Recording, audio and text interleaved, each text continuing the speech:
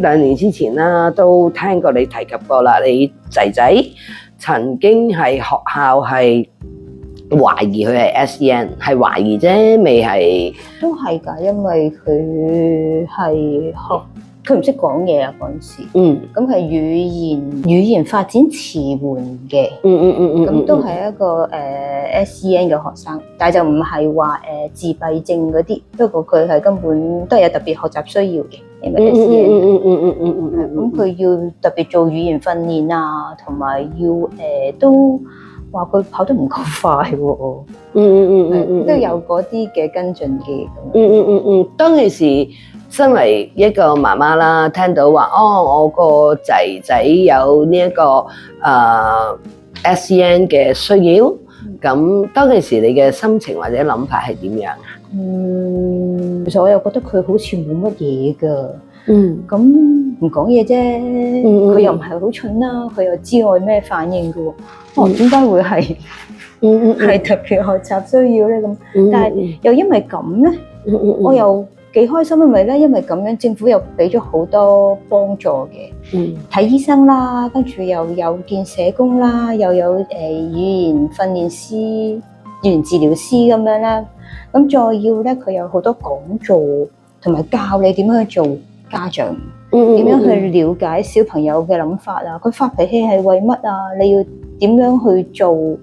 究竟點樣去有嗰個同理心啊？你要去明白佢，你要講俾佢聽，你明白佢，咁佢就會知道你明白佢嘛，佢就會肯同你講啦。但係如果你一路都同佢講啊，唔使驚㗎，冇嘢㗎咁樣，咁佢就會根本你都唔明我就係好驚嘛。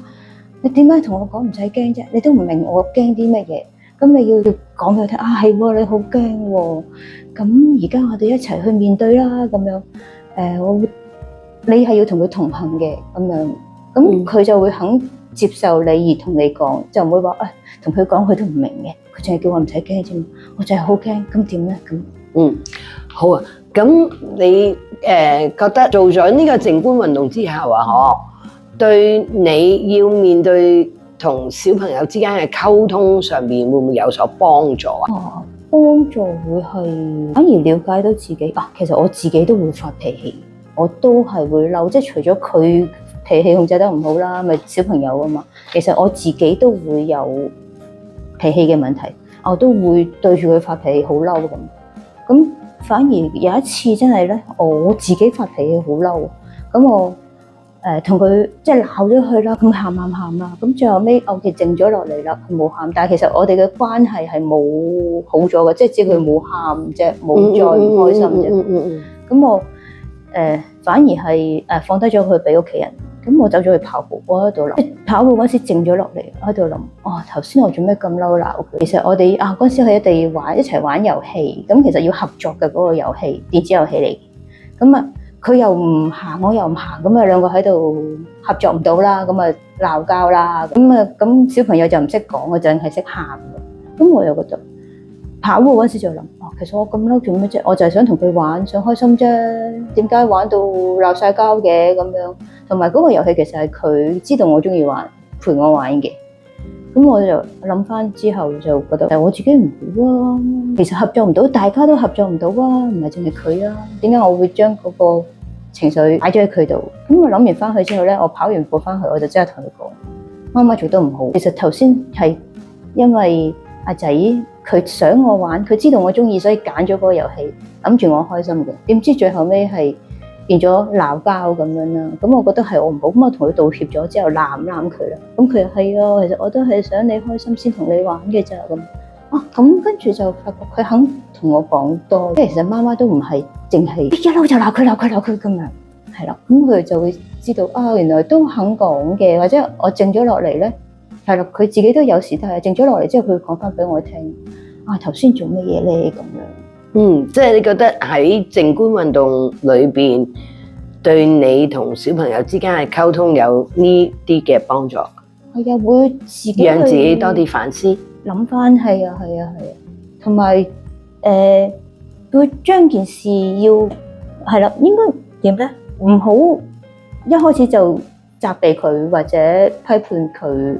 佢係唔啱或者合作唔到，有問題。咁其實係就係做唔到，我哋就要面對佢咯。點解你會有呢個想法咧？即係話你喺靜觀運動學習之前就未有呢個想法，而做咗呢個運動之後，讓你開始慢慢產生到呢一種嘅諗法。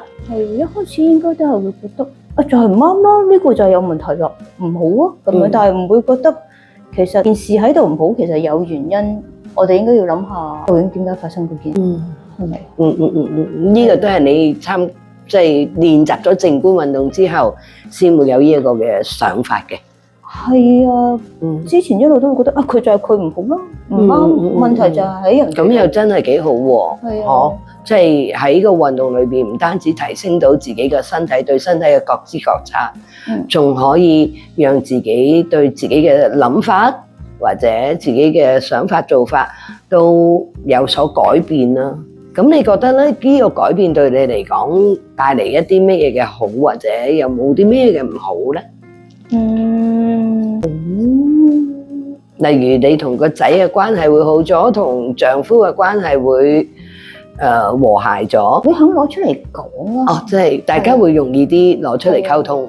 係啊，會唔會話收埋佢？我嬲咗就算啦。係啦，咁會想講清楚。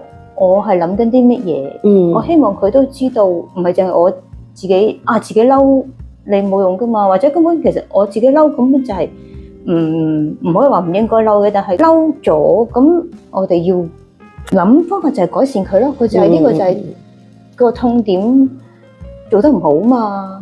即係你學咗靜觀運動之後，就多咗呢個咁樣嘅方法去處理唔同嘅關係。係啊，係咪啊？都好好喎，真係都算係唔錯喎，對你帶嚟嘅係咯。咁